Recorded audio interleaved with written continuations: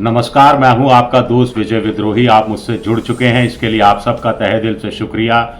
अगले 6-7 मिनट आपसे जुड़े रहने की कोशिश करूंगा।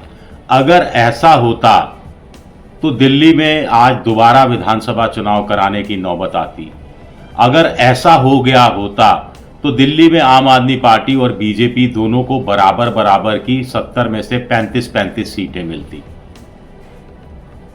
क्या है ऐसा जो नहीं हो पाया? केजरीवाल दरअसल पूरे चुनाव अभियान के दौरान कांग्रेस पर और ओवैसी पर बीजेपी की बी टीम होने का दावा करते रहे। अब कांग्रेस और ओवैसी बीजेपी की बी टीम है या नहीं ये तो मैं नहीं कह सकता, आप लोग समझदार लोग जानते हैं। लेकिन चुनाव में दोनों ने कुछ ऐसा कर दिया जो बीजेपी की जीत का कारण बना और आम आदमी पार्टी की हार का कारण बना। ये सबसे इंटरेस्टिंग चीजें हैं। कुल मिलाकर 1 नहीं, 2 नहीं, 4 नहीं, 10 नहीं, 13 सीटें ऐसी हैं, 13 सीटें ऐसी हैं जहां कांग्रेस और ओवैसी ने मिलकर आम आदमी पार्टी को हरा दिया। 12 सीटें ऐसी हैं जहां पर कांग्रेस के उम्मीदवार ने आम आदमी पार्टी के उम्मीदवार को हराने में बीजेपी की मदद की और बीजेपी जीत गई। एक सीट ऐसी है जहां ओवैसी ने आम आदमी पार्टी के उम्मीदवार को हरा दिया और बीजेपी वहां पर जीत गई। बड़ा इंटरेस्टिंग है ये जानना। देखिए, जहां सीट की बात भी बता देता हूं। नई दिल्ली में अरविंद केजरीवाल खुद हारे।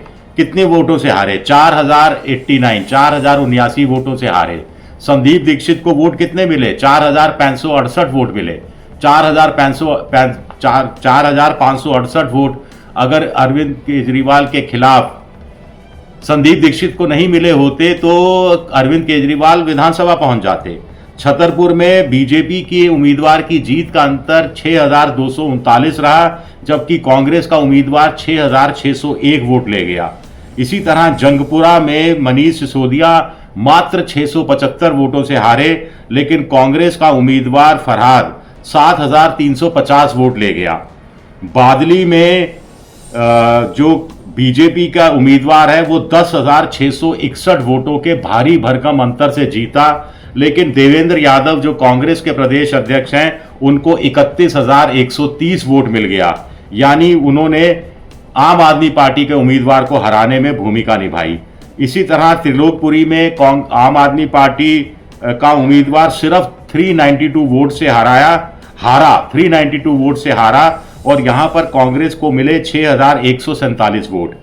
ग्रेटर कैलाश में गौरव भारद्वाज जो हैं आम आदमी पार्टी के नेता सौरभ भारद्वाज 3188 वोटों से हारे। यहां कांग्रेस के उम्मीदवार को 6711 वोट मिले। नांगलोई में भी आम आदमी पार्टी का उम्मीदवार हारा 26,251 वोटों से, लेकिन कांग्रेस के उम्मीदवार को 32,028 वोट मिले।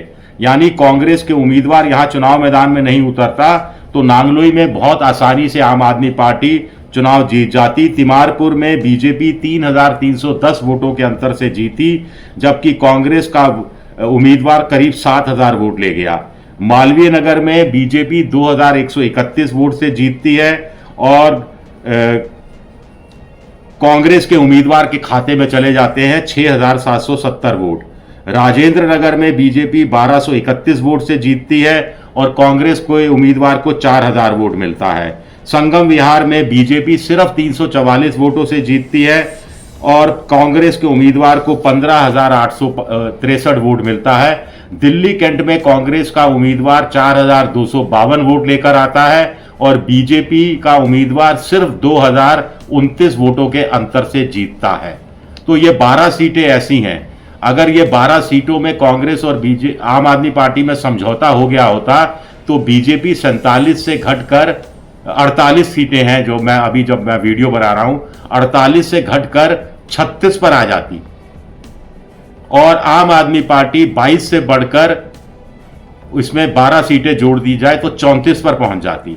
अब एक सीट ओवैसी वाले की मुस्तफाबाद की सीट वाली की बात की जाए। मुस्तफाबाद वाली जो सीट है वो 17,500 के अंतर से जीती गई, लेकिन ओवैसी को मिल गई 33,000 वोट। 33,000 वोट ओवैसी को मिल गए, जिसके कारण मुस्तफाबाद की सीट बीजेपी जीतने में कामयाब रही। अगर ओवैसी नहीं होते तो बीजेपी ये सीट भी हार जाती, यानी कुल मिलाकर 35 सीटों पर बीजेपी सिमट जाती और आम आदमी पार्टी 22 से बढ़कर 35 पर हो जाती, मामला बराबरी पर छूटता। यह सबसे इंटरेस्टिंग कारण फैक्ट है इस चुनाव का, जिससे पता लगता है कि कांग्रेस को भले ही 0 सीट मिली हो, लेकिन उसने सत्ता के 0 में लाकर आम आदमी पार्टी को छोड़ दिया। इंटरेस्टिंग बात है कि जब तक मैं ये वीडियो बना रहा था तब तक बीजेपी के हिस्से में 46% वोट जाता हुआ दिख रहा था और बीजेपी के हिस्से में 46% और आम आदमी पार्टी के हिस्से में 44% वोट, 2% का फर्क। कांग्रेस के हिस्से में 6.4% वोट। लेकिन आम आदमी पार्टी का वोट पिछली बार के मुकाबले 9 से 10% कम होता है। बीजेपी का वोट पिछली बार के 39 के मुकाबले में 7% बढ़ता है। तो ये 7% वोट बीजेपी ने कहां से खींचा? ये 7% वोट बीजेपी ने आम आदमी पार्टी से खींचा और बाकी बचा हुआ 2.5% वोट कांग्रेस के खाते में चला गया। तो आम आदमी पार्टी का वोट 9.5% कम होता है, उसमें से 2.25% कांग्रेस की झोली में चला जाता है, उसमें से 7% वोट बीजेपी की झोली में चला जाता है और उधर कांग्रेस 0 पर रहती है, लगातार तीसरी बार 0 पर रहती है। लेकिन 0 के लिए कहते हैं ना कि जोड़ दो 0 तो संख्या 10 गुना हो जाती है, यानी 10 रुपए में मैं मल्टीप्लाई कर दूं 10 को 10 से तो 100 हो जाएगी, या मैं 10 के आगे 1 0 लगा दूं तो 100 हो जाएगा, 100 के आगे 1 0 लगा दूं तो 1000 हो जाएगा, 1000 के आगे 1 0 ऐड कर दूं तो 10,000 हो जाएगा। लेकिन आप मल्टीप्लाई करेंगे तो 0 हो जाएगा। तो कांग्रेस खुद 0 पर रही, लेकिन बीजेपी की संख्या को उसने बढ़ाने में 12 सीटों में कम से कम मदद की, जो अभी तक हम आंकड़ा या जो उसका आंकलन कर पाए हैं। और ओवैसी के कारण 13 सीटें बीजेपी के खाते में या तो कांग्रेस की वजह से गई या एआईएमएम के ओवैसी के कारण गई। यह अपने आप में बड़ी खबर है और इसके लिए अरविंद केजरीवाल खुद ही जिम्मेदार हैं, क्योंकि ना वो राहुल गांधी को तीसरे नंबर का भ्रष्ट नेता बताते, ना राहुल गांधी इस कदर तिलमिलाते, ना केजरीवाल इस तरह के संकेत देते कि जीतने के बाद इंडिया पॉलिटिकल फ्रंट ऐसा बनाया जाएगा जिसमें कांग्रेस की कोई भूमिका नहीं रहेगी, ना वो इस तरह की मांग इनडायरेक्ट रूप में करते कि इंडिया पॉलिटिकल फ्रंट से कांग्रेस को बाहर कर दिया जाना चाहिए, ना ही उनकी ये इस कदर दुर्गति होती।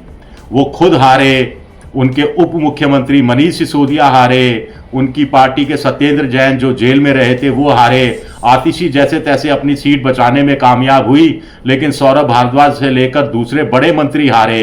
तो 3 तरह की एंटी इनकम्बेंसी का शिकार आम आदमी पार्टी थी, जिसका खामियाजा उठाना पड़ा। लेकिन राहुल गांधी ने शायद गुजरात की हार का बदला ले लिया। राहुल गांधी ने शायद केजरीवाल से उनको तीसरे नंबर का बेईमान बताने का बदला ले लिया। शुक्रिया मेरा ये वीडियो देखने के लिए। पसंद आए तो लाइक कीजिए, सब्सक्राइब कीजिए, शेयर जरूर कीजिएगा।